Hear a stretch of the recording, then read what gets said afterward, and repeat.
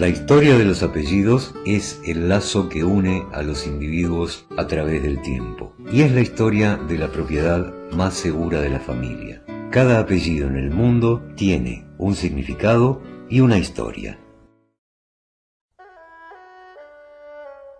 Hace 5000 años, en China, bajo el gobierno del legendario emperador Fuxi, los apellidos se volvieron obligatorios para todos los habitantes del imperio. Eran apellidos heredados de sus madres, es decir, matronímicos. Y tampoco se escribían después del nombre, sino, como hacen hasta el día de hoy, los escriben como primer nombre.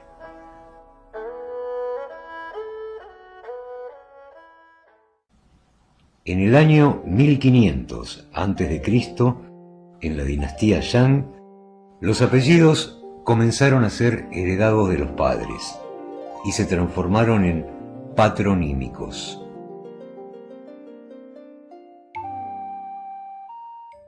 El nombre de familia como tal hace su primera aparición en la sociedad de la Roma antigua.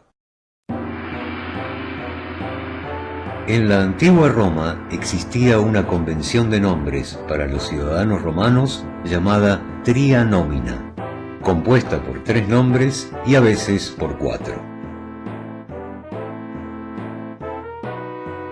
El prenomen era el primer nombre o nombre de pila. El nomen era el nombre de la gens o clan al cual la familia pertenecía.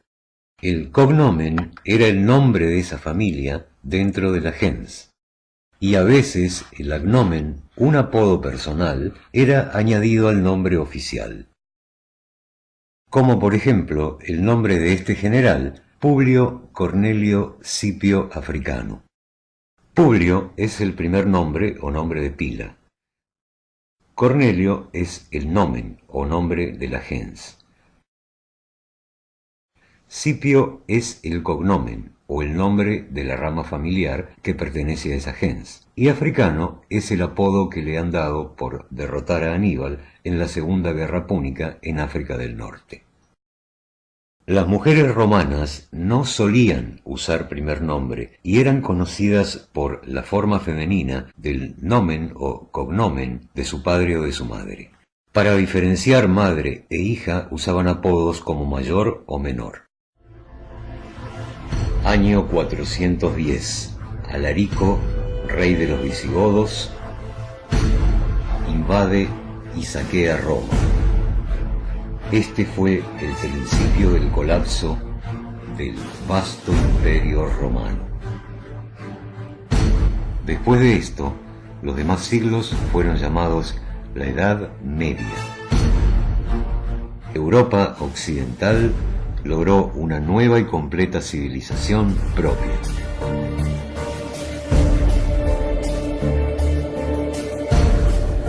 Con otros reyes,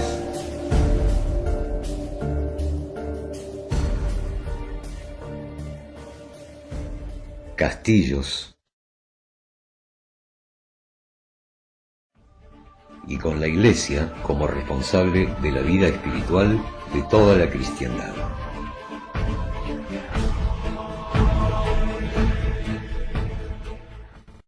En esta nueva sociedad, la convención romana de nombres fue olvidada y abandonada.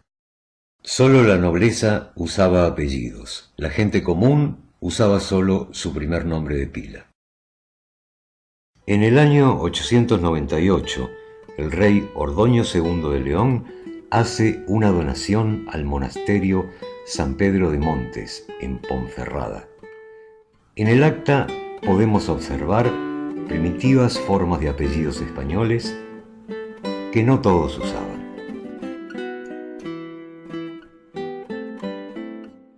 Pasaron más de 6 siglos antes que la gente llegara a usar apellidos agregados a su primer nombre.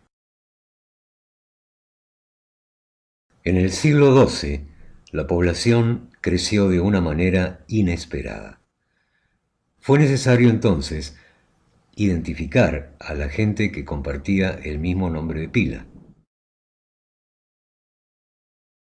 Incluso los notarios solicitaban que se hicieran los contratos con nombres y apellidos para identificar quién era quién en herencias y legados. Se acostumbraba en esos tiempos a llamar a alguien, por ejemplo, Juan el molinero, Pedro el delgado o Miguel el panadero.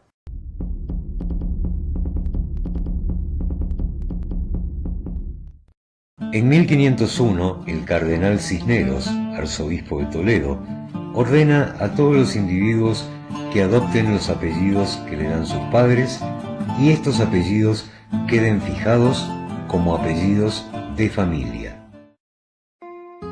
En 1538, Thomas Cromwell, como vicario general del rey Enrique VIII, ordena que todas las parroquias deben llevar un libro con un registro de los nombres de aquellos que fueron bautizados, casados o sepultados. Este es el nacimiento oficial de los apellidos en Inglaterra. En 1539, la Ordonnance de Villers-Cotterêts fue promulgada por el rey Francisco I de Francia. Se le pidió a los sacerdotes que llevaran registros detallados de todos los matrimonios, nacimientos y defunciones. Este fue el nacimiento legal de los apellidos en Francia. En 1564, en el Concilio de Letrán en Roma, se ordenó a todas las parroquias de todas las naciones europeas a llevar registros detallados con nombre y apellido de todos los nacimientos, matrimonios y defunciones. Este fue el nacimiento oficial de los apellidos en toda Europa.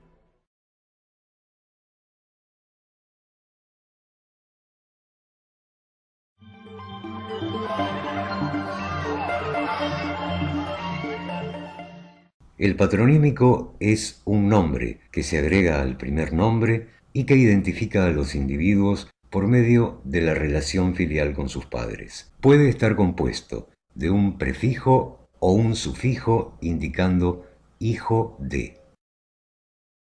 Originalmente, los patronímicos eran nombres personales, no nombres de familia. Cada persona en la familia tenía su propio apellido de acuerdo al nombre de su padre. La gente de Islandia todavía conserva esa tradición de apellidos personales. Ellos tienen apellidos patronímicos personales, pero no apellidos de familia. Más tarde, el mismo patronímico se fue heredando a través de sucesivas generaciones y se transformó en un apellido de familia. Hijo de significa el patronímico genitivo español es y tiene su origen en el genitivo latino is, influenciado también por los genitivos patronímicos de los visigodos. Los visigodos que invaden España a la caída del Imperio Romano no tenían nombres de familia, sino solo nombres individuales. Esos nombres germanos con el tiempo se van latinizando y van tomando la forma que su lengua romance en ese momento atravesaba.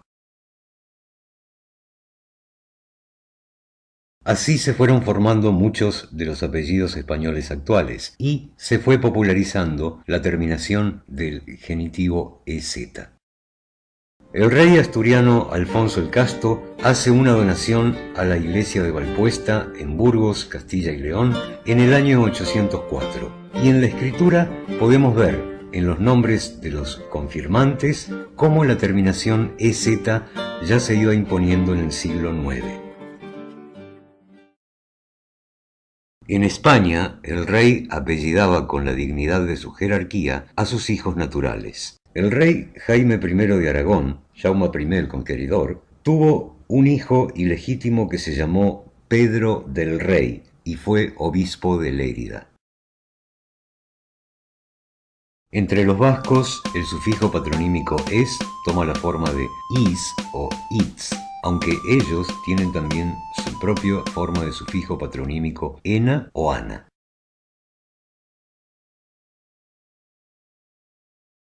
Los apellidos patronímicos de origen inglés se forman agregando la palabra son como sufijo posesivo al final del nombre del padre o la letra S como sufijo posesivo también al final del nombre del padre. La palabra son tiene su origen desde hace más de 5.000 años en el vocablo sunus del antiguo idioma proto-indoeuropeo. De allí se deriva su raíz en el antiguo sánscrito sunu, hijo, y sus derivaciones en anglosajón, en antiguo alemán, en alemán, en danés, noruego y holandés. En la tradición gaélica de Escocia e Irlanda usan los prefijos patronímicos Mac y O. Mac significa hijo de y O, nieto o descendiente de. Fitz es un antiguo prefijo de origen normando. En el año 1066, el francés normando Guillermo el Conquistador, duque de Normandía, invadió y conquistó Inglaterra. Los normandos fueron la nueva clase gobernante, la aristocracia, y gobernaron por supuesto en su propia lengua.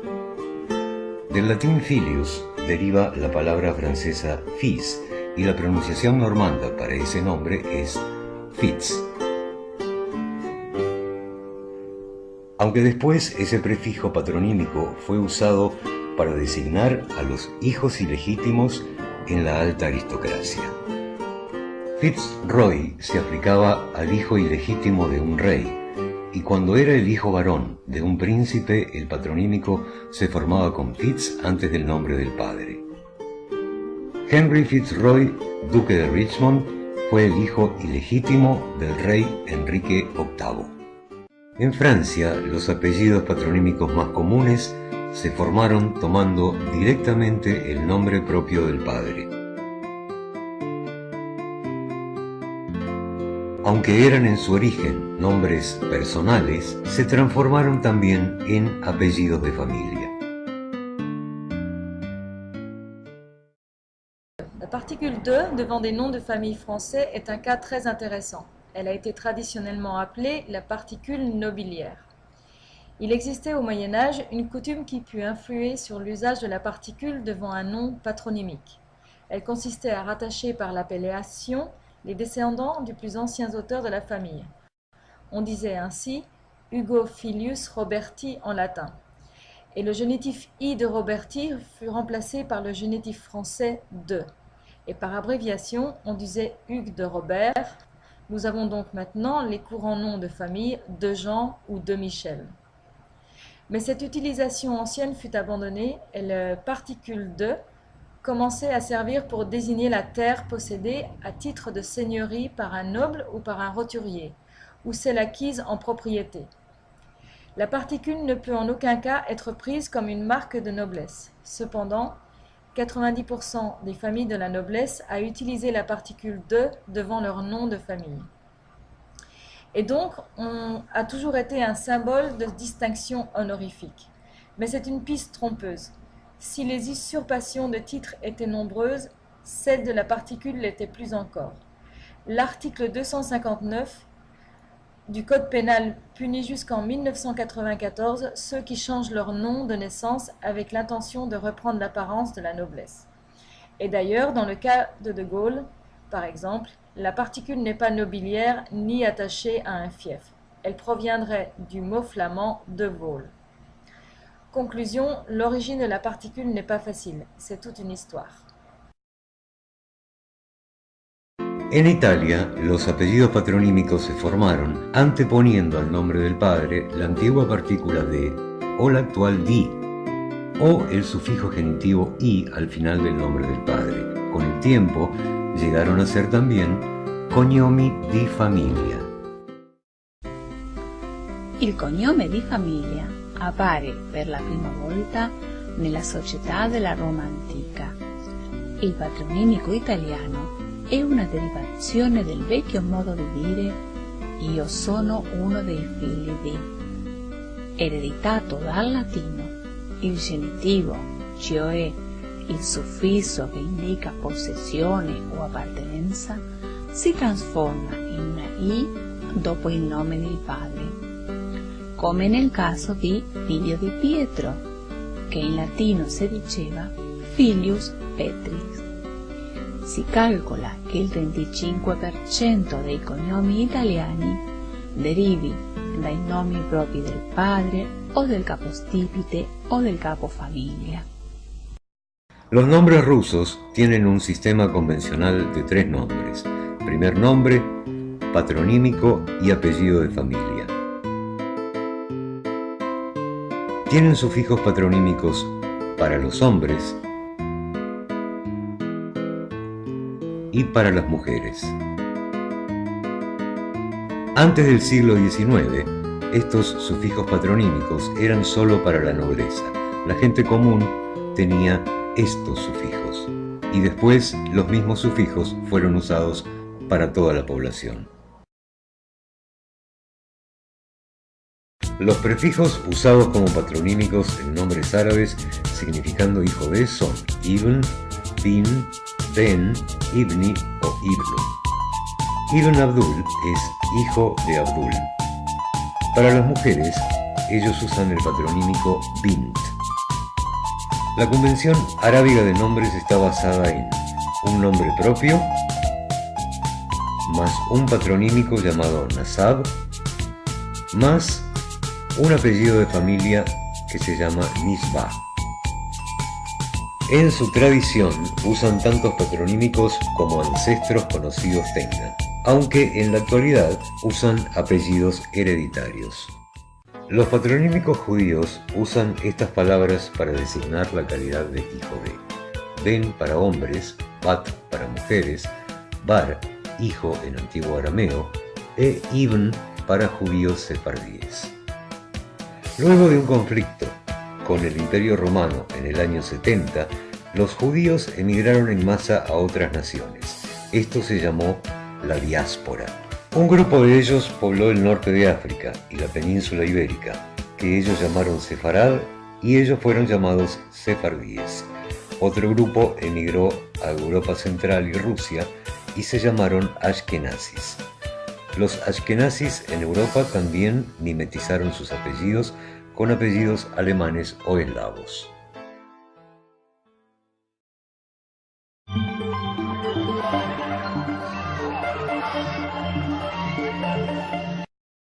Yo he visto a muchos tomar el apellido y alcurnia del lugar donde nacieron, llamándose Pedro de Alcalá, Juan de Úbeda o Diego de Valladolid.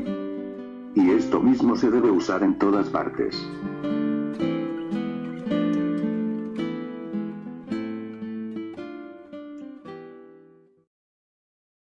How goes the day?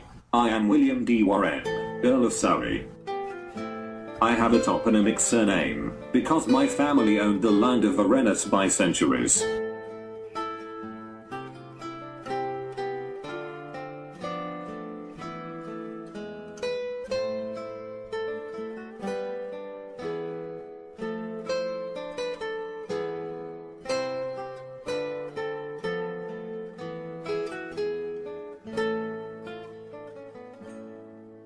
Un nombre toponímico es un nombre tomado de un lugar de origen. Se llama también apellido habitacional. El desarrollo de apellidos toponímicos es generalmente relacionado por los historiadores con el concepto de linaje y con la importancia de descendencia patrilineal y primogenitura. Esto ha sido así, sin duda. Y la prueba es el extendido uso de toponímicos expuestos en el Domesday Book en la época de la Inglaterra normanda. Señores, varones y terratenientes tomaban un apellido a partir de la tierra que poseían.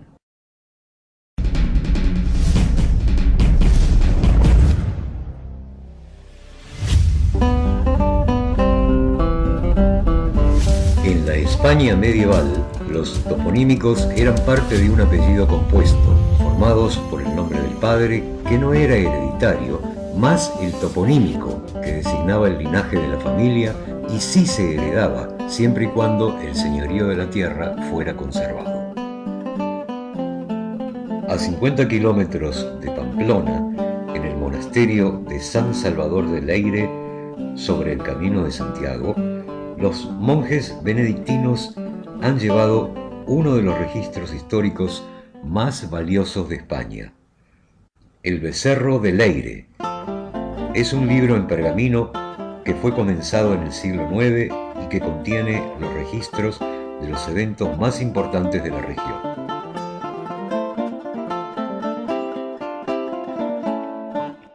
En el año 1024, el rey de Pamplona, Sancho III Garcés, el Mayor, dona el monasterio de Odieta a su criada Eximina. En la escritura, firmada por el rey, se observan varios apellidos toponímicos entre los confirmantes.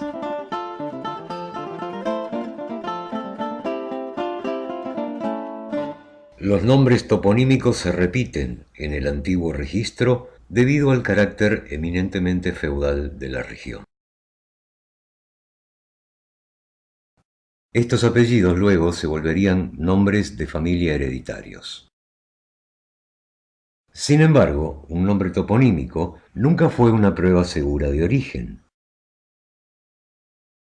En el año 165 en el Imperio Romano, un edicto de Marco Aurelio Antonino y Lucio Vero, quienes reinaron como coemperadores, dice que, en los pedidos de ciudadanía, la similaridad de nombres no ofrece suficiente prueba por sí misma de que el parecido de un nombre con una localidad confirme origen de ese lugar.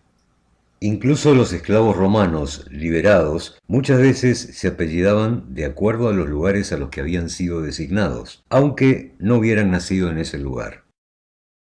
En la Edad Media, algún comerciante de especias, tratando de conseguir ventajas comerciales, pudo haber preferido apellidarse de Trípoli, aunque ese no fuera su nombre de nacimiento. Mateolus Perusinus, filósofo y médico, nació en Perugia, Italia, pero el pintor Pietro Perugino nació con el nombre de Pietro Vannucci y adoptó el apellido Perugino porque vivió y fue famoso en esa ciudad. Leonardo de Pisa o Leonardo Pisano, conocido como Fibonacci, fue un matemático italiano que nació y murió en Pisa.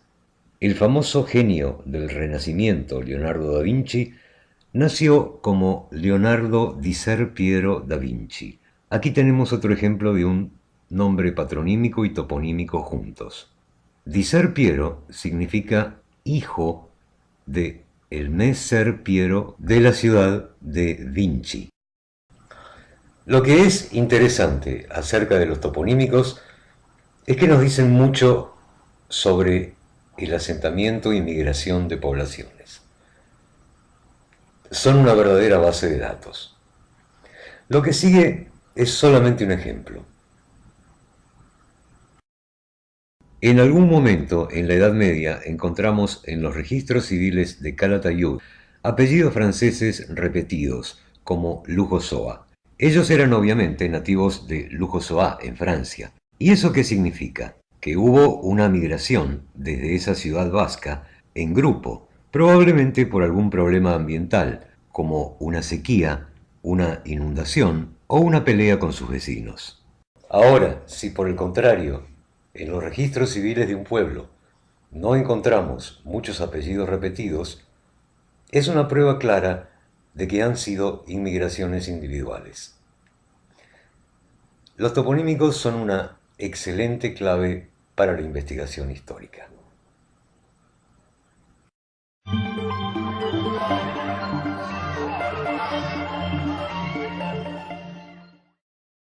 Los apellidos geográficos son nombres derivados de rasgos geográficos, paisajes naturales o algunas construcciones humanas en escenarios geográficos naturales.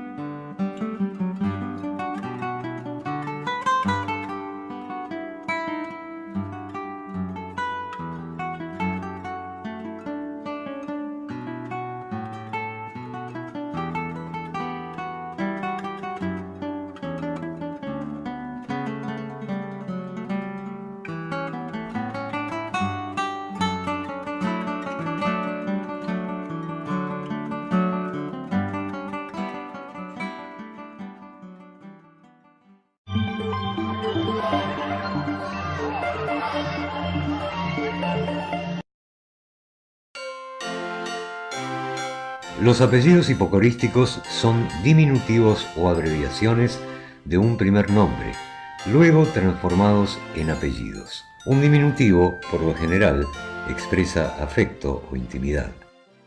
Como por ejemplo tenemos los apellidos hipocorísticos Pepe, derivado de José, Rico, de Enrique, Alfonsín, de Alfonso, o Gil, de Gilberto. Hay diversas teorías sobre el origen de Pepe. Una de ellas dice que en antiguos conventos, durante la lectura de las Sagradas Escrituras, San José era referido como Pepe, Pater Putativus de Jesucristo. De allí derivaría Pepe. Otra teoría dice que en la Edad Media José como nombre no existía y se decía Josepe, y de ahí se derivó Sepe y luego Pepe. Ruy, o su patronímico Ruiz, son antiguas abreviaturas del nombre visigodo Rodericus, Rodrigo. En inglés, de William derivan Will, Willis, Willett, Willard, Wilcock o Wilcox. De Richard derivan Hitch y Hitchcock. Un caso interesante en inglés es el apellido Day. No está relacionado con el día, sino que es la forma del galés de decir David, Ty. En francés tenemos los difundidos apellidos Jeannot, derivado de Jean, y Pierrot, derivado de Pierre. En italiano, de Giuseppe se formaron Pino, Pipo, Puccio o Pucci.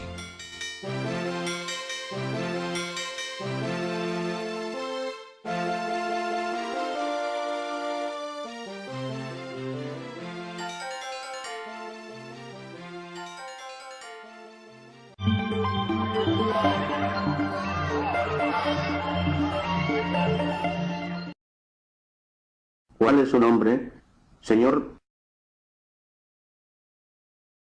Mi nombre es Pelagio, señor.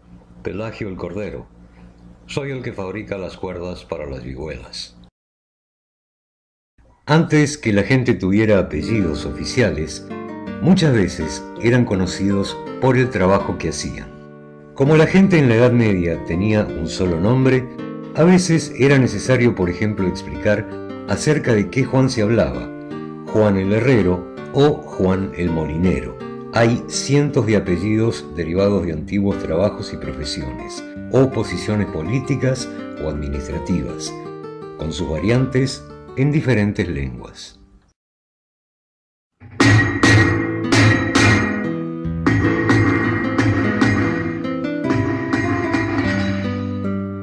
El herrero, el hombre que trabajaba el metal, era el más privilegiado de los artesanos. Él hacía los vasos sagrados del santuario, las joyas de las damas, las armas y las espadas de los caballeros, las herraduras de los caballos y herramientas para el hogar.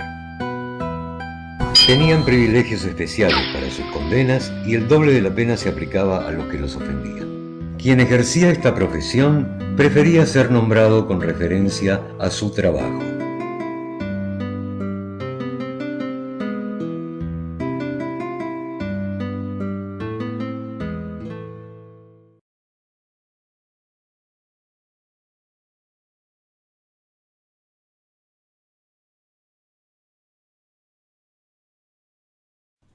Los barberos fueron un poderoso sindicato en la Edad Media. Además del cuidado del cabello, practicaban extracciones dentales, cirugías menores y sangrías.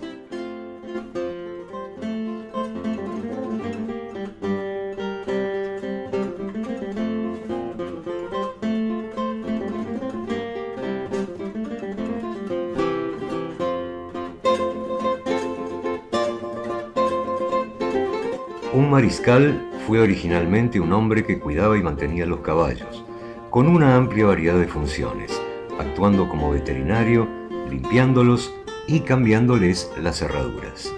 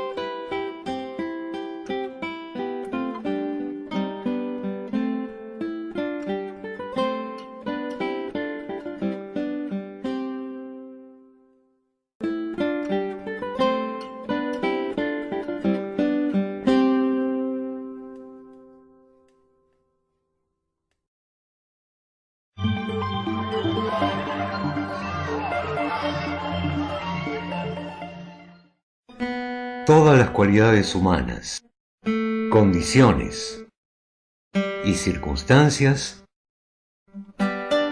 fueron útiles para identificar a la gente con apellidos. Los antiguos romanos solían darse apellidos con toda clase de apodos. El agnomen era un nombre que se agregaba como apellido a los nombres convencionales.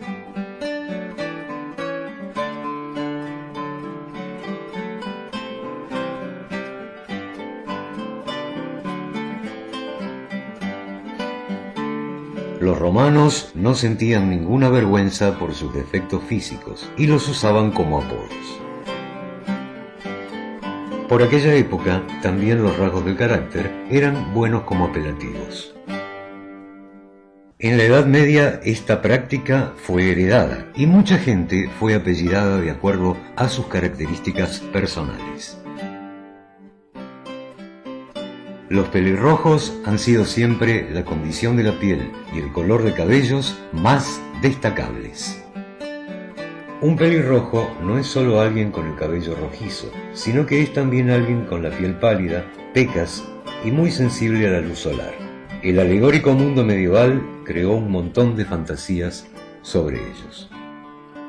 Cada color de la piel o del cabello fue transformado en un apellido y luego en un nombre de familia.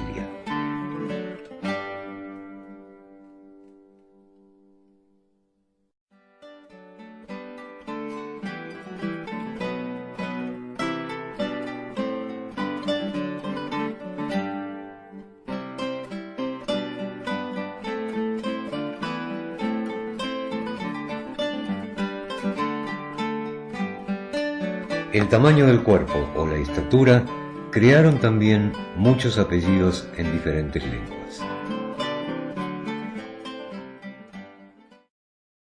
Dentro del muy antiguo patronímico vasco García se encuentra el concepto de joven. El antiguo nombre medieval Garcea tiene raíces etimológicas en el vasco gastea, joven, y también del antiguo francés garce, garçon.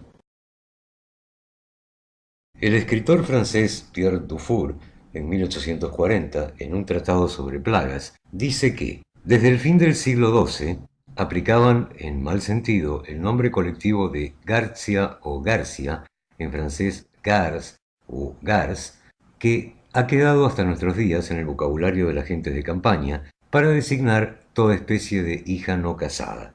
Es más sencillo decir que Gars es el femenino de Gar, que, a pesar de las más bellas etimologías, parece ser un nombre galo, Vars, y ha significado desde un principio un joven guerrero, un varón núbil. El apellido Aguado podría tener dos etimologías. Una antigua historia cuenta que el caballero castellano Fortún Sáez, de Aguilar del Campo, en Palencia, andando por un terreno pantanoso, tuvo que luchar contra un moro y le dio muerte. Al volver y preguntarle a su rey: ¿Cómo venís, Fortún? Él contestó: victorioso y aguado, señor, lo que le quedó como apelativo, transformándose después en un apellido de familia. Pero también, desde muy antiguo, el término aguado se usó para designar a aquellos que no bebían vino.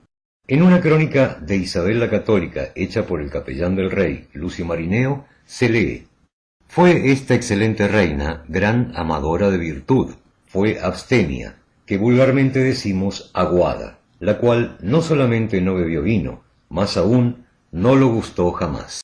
La Edad Media fue una época de alegorías y metáforas. Ellos veían en los animales símbolos de virtudes y defectos, y esa visión originó apellidos y nombres de familia. El lobo fue el animal que más apellidos generó en lenguas antiguas y modernas.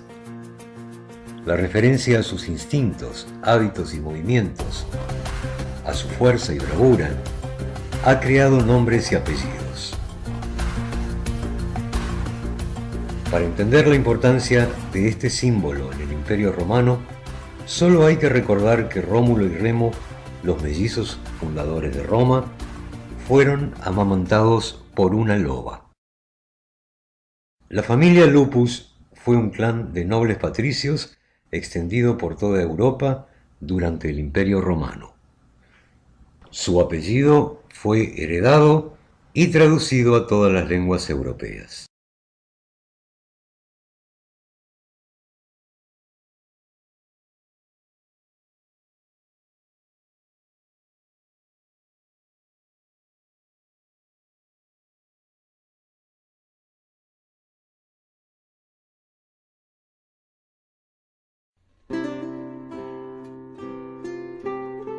Los apellidos tienen la poesía del vuelo de un ave, o el poder y la grandeza de un águila.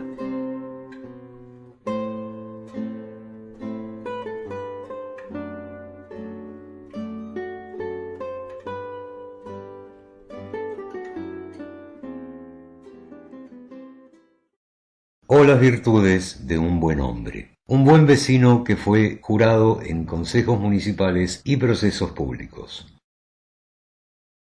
Un ciudadano honesto y confiable.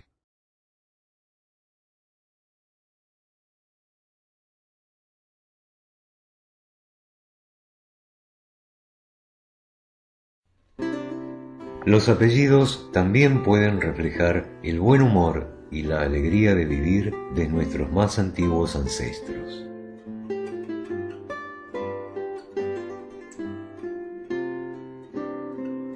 Los apellidos son una expresión más de lo que hemos sido o de lo que seremos.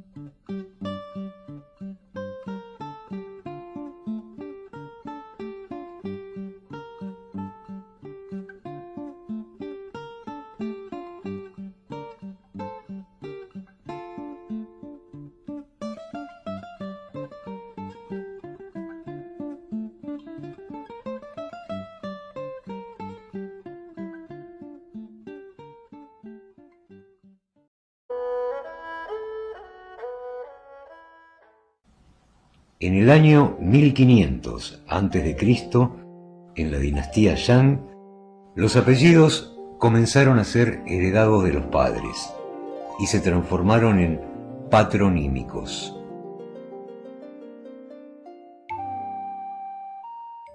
El nombre de familia como tal hace su primera aparición en la sociedad de la Roma antigua. En la antigua Roma existía una convención de nombres para los ciudadanos romanos llamada tria nomina, compuesta por 3 nombres y a veces por 4. El prenomen era el primer nombre o nombre de pila. El nomen era el nombre de la gens o clan al cual la familia pertenecía. El cognomen era el nombre de esa familia dentro de la gens, y a veces el agnomen, un apodo personal, era añadido al nombre oficial. Como por ejemplo el nombre de este general, Publio, antes que la gente llegara a usar apellidos agregados a su primer nombre. En el siglo XII, la población creció de una manera inesperada. Fue necesario entonces identificar a la gente que compartía el mismo nombre de pila. Incluso los notarios solicitaban que se hicieran los contratos con nombres y apellidos para identificar quién era quién en herencias y legados. Se acostumbraba en esos tiempos a llamar a alguien, por ejemplo, Juan el molinero, Pedro el delgado o Miguel el panadero.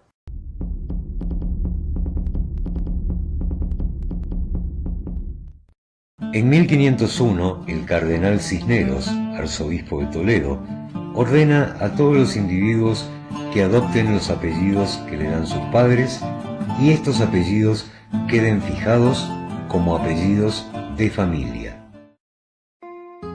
En 1538, Thomas Cromwell, como vicario general del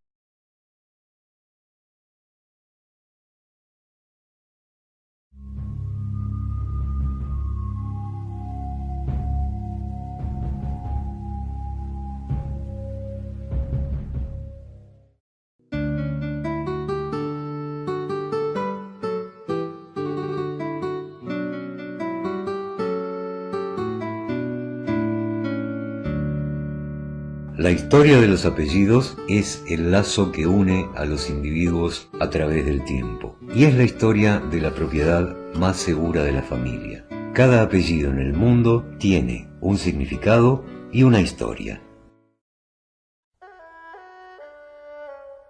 Hace 5000 años, en China, bajo el gobierno del legendario emperador Fuxi, los apellidos se volvieron obligatorios para todos los habitantes del imperio. Eran apellidos heredados de sus madres, es decir, matronímicos. Y tampoco se escribían después del nombre, sino, como hacen hasta el día de hoy, los escriben como primer nombre. Utilización propia.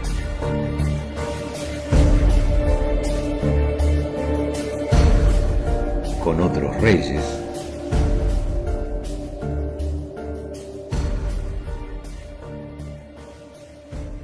castillos y con la Iglesia como responsable de la vida espiritual de toda la cristiandad.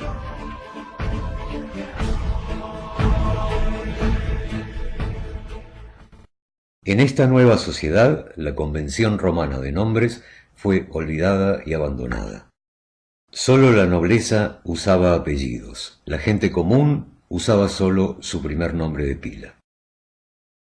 En el año 898, el rey Ordoño II de León hace una donación al monasterio San Pedro de Montes, en Ponferrada. En el acta podemos observar primitivas formas de apellidos españoles que no todos usaban.